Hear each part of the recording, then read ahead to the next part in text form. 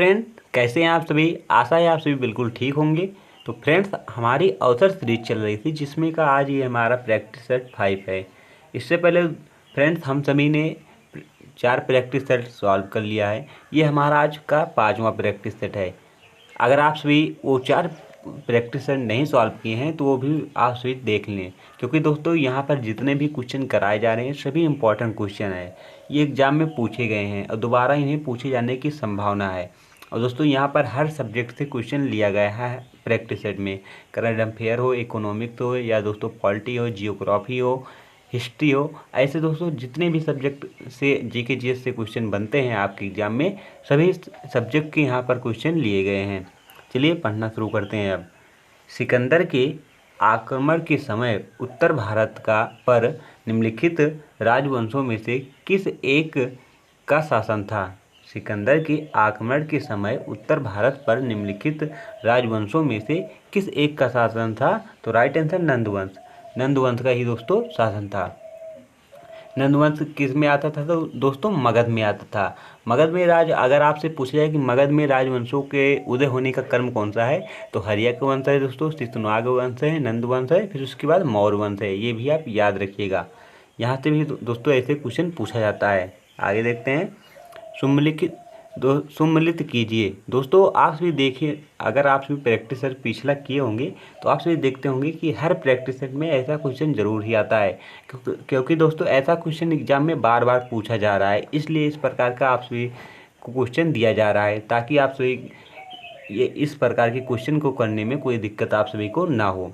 यहाँ पर दोस्तों सूची 1 दिया गया है जिसमें जनपद दिए गए हैं। सूची 2 में राजधानी, तो इसमें दोस्तों कुरु है, पंचाल है, कौशल है, वत्स है। और इसमें साकेत, कौशाम्बी, अहिछत्र और इंद्रप्रस्थ दिया गया है। इसमें से आप सभी को कूट करना है कि कौन सा ऑप्शन सही होगा। तो दोस्तों जो है कुरु की राजधानी क्या थी? कुरु की राजधानी दोस्तों जो थी इंद्रप्रस्थ थी। क्या थी? इंद्रप्रस्थ थी। उसके बाद दोस्तों जो है हमारा पंचाल की राजधानी अहिछत्र थी। उसके बाद दोस्तों कौशल की राजधानी साकेत थी। बचा हमारा वत्स और कौशाम्बी थी। ये आप याद रखिएगा। आपका कोड कौन सा सही होगा? ऑप्शन डी सही होगा। 4, 3, 1, 2 जो है दोस्तों बिल्कुल राइट कोड है। चलिए आगे देखते हैं। त्रिपिटक धर्म ग्रंथ है। त्रिपिटक धर्म ग्रंथ है किसका है दोस्तों? तो बौद्धों का। किसका है? बौद्धों का।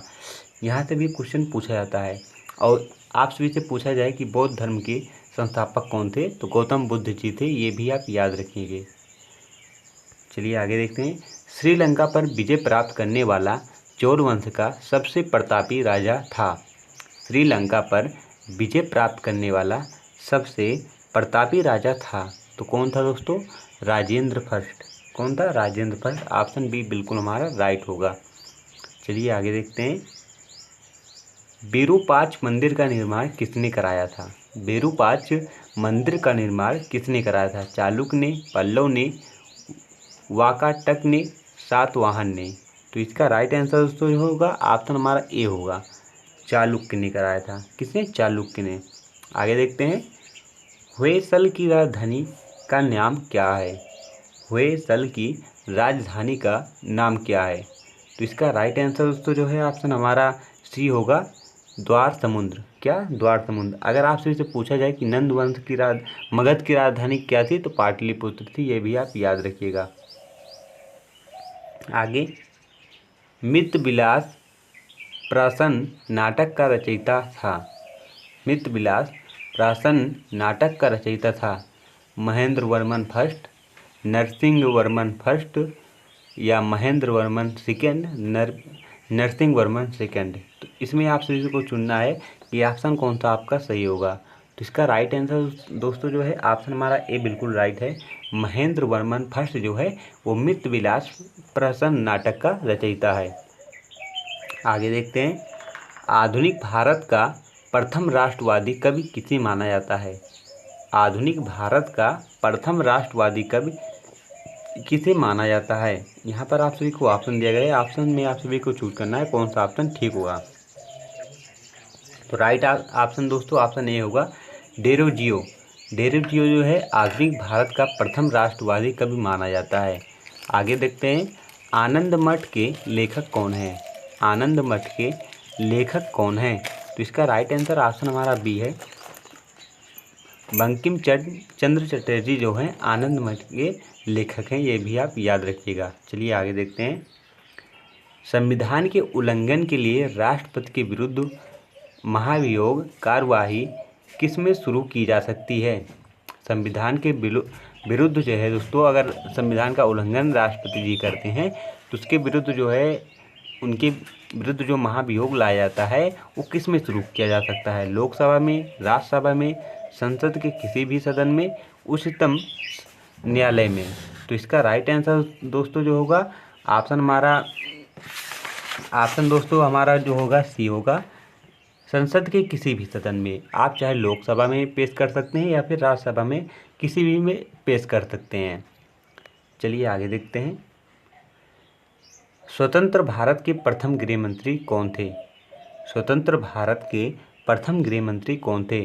तो राइट आंसर ऑप्शन हमारा दोस्तों डी होगा, सरदार वल्लभ भाई पटेल जो थे वो स्वतंत्र भारत के प्रथम उप गृह मंत्री थे। अगर आप सभी से पूछा जाए कि भारत के प्रथम उपराष्ट्रपति कौन बने थे, तो डॉक्टर सर्वपल्ली राधाकृष्णन जी जो हैं वो बने थे, जिनके जन्मदिन के दिवस पर ही दोस्तों शिक्षक दिवस मनाया जाता है, ये भी आप याद रखिएगा। चलिए आगे देखते हैं, अब अगला क्वेश्चन हमारा है, उप प्रधानमंत्री के पद के बारे में निम्नलिखित में से कौन सा कथन पूर्ण सत्य है? उप प्रधानमंत्री के पद के बारे में निम्नलिखित में से कौन सा कथन पूर्ण सत्य है? तो राइट आंसर ऑप्शन सी होगा, संविधान में उप प्रधानमंत्री के पद का प्रावधान नहीं है और ना ही संवैधानिक मान्यता है। दोस्तों आप सभी ने कभी नहीं सुना होगा कि भारत के उप प्रधानमंत्री ये हैं, ये सुना होगा कि भारत के उपराष्ट्रपति हैं, ये सब सुने होंगे, लेकिन उप प्रधानमंत्री की का वर्णन जो है हमारे संविधान में कहीं भी नहीं किया गया है। अगर आपसे सभी से पूछा जाए कि देश का प्रथम नागरिक किसे कहते हैं, तो राष्ट्रपति को कहते हैं। अगर द्वितीय पूछा जाए कि सर्वश्रेष्ठ नागरिक कौन है द्वितीय, तो उपराष्ट्रपति हैं, ये भी आप याद रखिएगा। चलिए आगे देखते हैं, ड्रेन ऑफ वेल्थ का सिद्धांत किसने प्रतिपादित किया था? ड्रेन ऑफ वेल्थ का सिद्धांत किसने प्रतिपादित किया था? तो इसका राइट आंसर ऑप्शन हमारा बी होगा, दादा भाई नौरोजी। किसने? दादा भाई नौरोजी ने पेश किया था। चलिए आगे देखें, इको मार्क किसी उत्पाद पर दिए गए इस प्रमाणन का चिन्ह होता है कि वह उत्पाद, आप सभी को ऑप्शन में से चूज करना है कि किफ़ायती कीमत वाला है, पर्यावरणीय दृष्टि से अनुकूल है, नष्ट होने वाला नहीं है, अच्छी किस्म का है। आप सभी को इसमें से चूज करना है कि कौन सा ऑप्शन राइट होगा। तो इसका राइट आंसर दोस्तों ऑप्शन बी होगा, पर्यावरणीय दृष्टि से अनुकूल है। क्या क्वेश्चन देखें, इंपॉर्टेंट है, इको मार्क किसी उत्पाद पर दिए गए इस परिमाणन का चिन्ह होता है कि वह उत्पाद पर्यावरणीय दृष्टि के अनुकूल है, ये भी आप याद रखें। यहाँ पर दोस्तों आप सभी को दिया गया है, सूची 1 में एल्यूमिनियम कंपनी का नाम है और सूची 2 में दिया गया है और स्थिति मतलब कहाँ पर स्थित हैं। आप सभी को यहाँ पर चूज करना है कि कौन सा ऑप्शन बिल्कुल राइट होगा।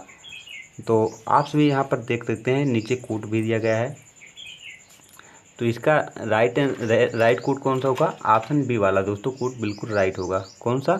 ऑप्शन हमारा बी जो है वो बिल्कुल कोड राइट होगा।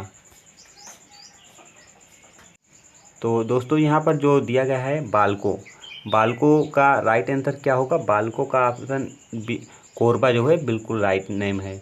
उसके बाद दोस्तों दिया गया है इंडाल्को का जो है वो है रेडूकोट। फिर उसके बाद दिया गया है दोस्तों इंडाल्को का दोस्तों क्या होगा? इंडाल्को का दोस्तों बिल्कुल राइट आंसर जो होगा वो ऑप्शन हमारा ए होगा, हीराकुंड वाला। और उसके बाद दोस्तों नालको का क्या होगा? नालको का होगा दोस्तों क्या दोस्तों? कोरापुट। तो आपका राइट आंसर क्या बना? 2 4 1 3, ऑप्शन बी बिल्कुल राइट है, 2 4 1 3 बिल्कुल राइट आंसर है। चलिए आगे देखते हैं, प्रथम वित्त आयोग के अध्यक्ष कौन थे? प्रथम वित्त आयोग के अध्यक्ष कौन थे? तो इसका राइट आंसर ऑप्शन हमारा ए होगा, केसी नियोगी जो थे वो प्रथम वित्त आयोग के अध्यक्ष थे। आगे देखते हैं, कराटा टाओ ज्वालामुखी निम्नलिखित में से किस द्वीप में स्थित है? पापुआ न्यू गिनी में, या फिर दोस्तों स्ट्रामटली द्वीप समूह में, इंडोनेशिया में, पश्चिम द्वीप समूह में। तो इसका राइट आंसर दोस्तों जो है ऑप्शन हमारा बी होगा, स्ट्रेप्टली द्वीप समूह में दोस्तों जो है वो हमारा जो है कराकाटाओ ज्वालामुखी स्थित है। आगे देखते हैं। आप सभी लोग देखते होंगे कि ये सूची वाला क्वेश्चन ज़्यादा क्यों ला रहे हैं, आप सभी सोच रहे होंगे। तो दोस्तों ऐसा क्वेश्चन ज़रूर ही आपके एग्जाम में मिलेगा। एक तो क्वेश्चन फिक्स है, इसलिए आपको आप सभी की यहाँ पर प्रैक्टिस इस प्रकार के क्वेश्चन से करा दी जा रही है, ताकि आप सभी इस क्वेश्चन को देखकर छोड़े ना। यहाँ पर दोस्तों सूची 1 है, सूची 2 है। आप सभी को पता ही होगा कि क्या करना है, इसमें मिलान करना है कि कौन सा कोट बिल्कुल सही होगा। तो दोस्तों इसका जो देखते हैं हम, तो जो अवशिष्ट पर्वत हैं वो क्या है, हिमालय से संबंधित। तो दोस्तों नीलगिरी पहाड़ी से संबंधित है, अवशिष्ट वाला। उसके बाद ज्वालामुखी जो है, ज्वालामुखी का नाम क्या है, मोना लाओ ज्वालामुखी का नाम है। फिर उसके बाद दोस्तों देखते हैं, जो इतना हो गया दोस्तों आप सभी का। फिर उसके बाद देखते हैं जो 3 नंबर है, खंड पर्वत किससे संबंधित है, तो ब्लैक फॉरेस्ट से संबंधित है। और डी वाला दोस्तों हिमालय से। वलित पर्वत क्या है, हिमालय भी वलित पर्वत है। कोट आपका क्या बना, 2 1 3 4, 2 1 3 4 बिल्कुल राइट है। चलिए आगे देखते हैं। अगला हमारा क्वेश्चन है, San Francisco, Santiago, Cape Town तथा पर्थ में निम्नलिखित में से किसकी समानता की गई है? तो इसका राइट आंसर दोस्तों जो है ऑप्शन हमारा बी होगा, भूमध्य सागरीय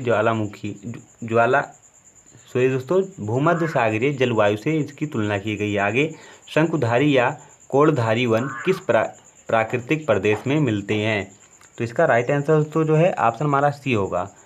क्या होगा, सी होगा, टेगा प्रदेश में दोस्तों पाए जाते हैं। आगे, निम्नलिखित में से सित्रोस घास के मैदान यूरेशिया में पाए जाते हैं, उन्हें क्या कहते हैं?